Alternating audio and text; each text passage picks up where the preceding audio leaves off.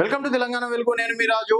ప్రస్తుతం కాంగ్రెస్ పార్టీకి కోమటిరెడ్డి వెంకటరెడ్డి బ్రదర్స్ అంటే రాజగోపాల్ రెడ్డి వ్యవహారం మాత్రం తలనొప్పిగా మారిందని చెప్పేసి కూడా చెప్పుకోవచ్చు.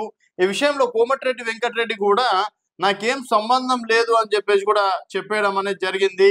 సో రాజగోపాల్ వ్యవహారం అనేది 10వ తేదీ నాడు క్రమశిక్షణ కమిటీ ఆధ్వర్యంలో మరి ఏమైనా చర్యలు తీసుకుంటారా అన్నది మాత్రం ప్రస్తుతం సస్పెన్స్ గా మారింది.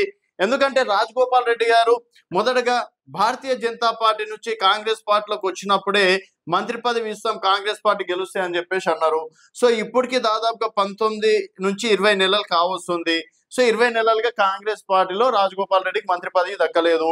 ఒక పాయింట్ చూసుకుంటే, సెకండ్ పాయింట్ వచ్చేసి ఎంపీ ఎన్నికల్లో చామల కిరణ్ కుమార్ రెడ్డిని గెలిపిస్తే నాకు మంత్రి పదవి ఇస్తా అని చెప్పేసి డైరెక్ట్ బహిరంగంగానే చెప్పడం అనేది జరిగింది. ఈవెన్ రేవంత్ రెడ్డి గారు కూడా రాజగోపాల్ రెడ్డి ఇంటికి వెళ్ళడం అనేది జరిగింది.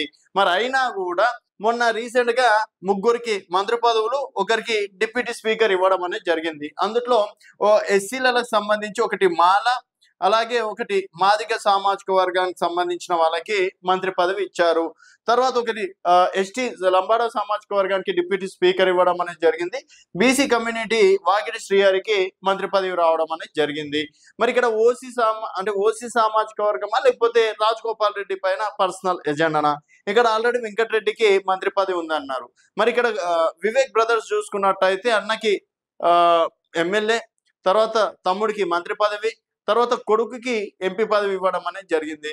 జానారెడ్డి ఇంట్లో చూసుకున్నట్టయితే కొడుకుకి ఎంపీ, ఇంకో కొడుకుకి ఎమ్మెల్యే. తర్వాత మరి ఉత్తమ్ కుమార్ రెడ్డి ఈ విషయంలో ఏమైనా అడ్డపడుతున్నారా అని చెప్పేసి కూడా టాక్ రావడం అనేది జరిగింది. అంటే ఇంకా రాజగోపాల్ రెడ్డికి ఇస్తే డెఫినెట్ గా ఉత్తమ్ పద్మావతికి ఇవ్వాలి అని చెప్పేసి. మరి ఇవన్నీ పక్కన పెడితే రాజగోపాల్ రెడ్డి రీసెంట్ గా కొన్ని విషయాల నుంచి చాలా సీరియస్ గా ఉంటున్నారు. డైరెక్ట్ గా రేవంత్ రెడ్డి ఏ చేసినా కూడా రేవంత్ రెడ్డి పైనే డైరెక్ట్ విమర్శలు చేయడం అనేది జరుగుతుంది. డిజిటల్ మీడియాకి సంబంధించి రేవంత్ రెడ్డి గారు మాట్లాడితే డిజిటల్ మీడియా జోలికి వెళ్ళొద్దు, సో ఇది మెయిన్ స్ట్రీమ్ కి డిజిటల్ మీడియాని విడగొట్టి పాలించే విధంగా రేవంత్ రెడ్డి గారు వ్యాఖ్యలు చేస్తున్నారా అని చెప్పేసి డైరెక్ట్ చెప్పడం. తర్వాత మంత్రి పదవి ఇవ్వనందుకు నాకు డెఫినెట్ గా అసహనం ఉంది.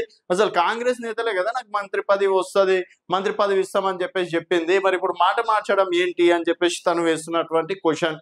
తర్వాత 10 ఏళ్ల పాటు సీఎం రేవంత్ రెడ్డి ఉంటారు అని చెప్పేసి రేవంత్ రెడ్డి గారు చెప్తే, ఇది కాంగ్రెస్ పార్టీలో కొన్ని రూల్స్ అండ్ రెగ్యులేషన్స్ ఉంటాయి, సీనియర్లు ఉంటారు, అందరి అభిప్రాయం మేరకే ముఖ్యమంత్రి స్థానం ఉంటుంది.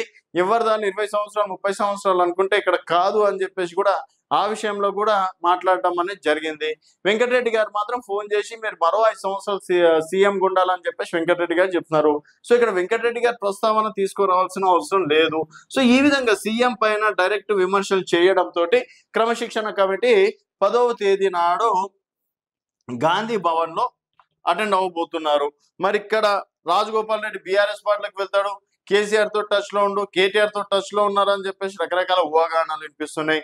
సెకండ్ వన్ వచ్చేసి ఇంకో పెద్ద ఊహాగానం ఏంటంటే మునుగోడులో కూడా ఉప ఎన్నిక రాబోతుంది. గతంలో రాజీనామా చేసి ఏ విధంగా అయితే బీజేపీకి వెళ్ళారో మళ్ళీ ఈసారి కూడా రాజీనామా చేసి బీఆర్ఎస్ లకు వెళ్తారు అని చెప్పేసి ఇదో రకమైన మరి డ్రామాని అనుకోవచ్చు. ఎందుకంటే మరి ఆయన రాజీనామా చేస్తా అని చెప్పేసి ఎక్కడ అనలేదు. కేవలం ఇక్కడ రాజగోపాల్ రెడ్డి గారు అసహనం వ్యక్తం చేస్తుంది ఏ విషయంలో, తనకి మంత్రి పదవి రాలేదు ఆ ఒక్క విషయంలో మాత్రం ఇది చేస్తున్నారు.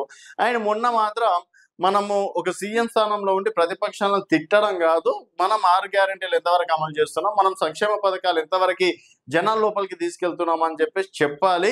సో నా వరకు నేను ఒక ఎమ్మెల్యేగా పర్ఫెక్ట్ గా నా బాధ్యతలు నేను నెరవేరుస్తున్నా, అవసరమైతే నా జేబుల నుంచే నేను ఇల్లులు కట్టిస్తున్నా, నా జేబుల నుంచే కాలువలు తవ్విస్తున్నా, నా జేబుల నుంచే నీటి సరఫరా చేస్తున్నా అని చెప్పేసి కూడా చెప్పడం అనేది జరిగింది.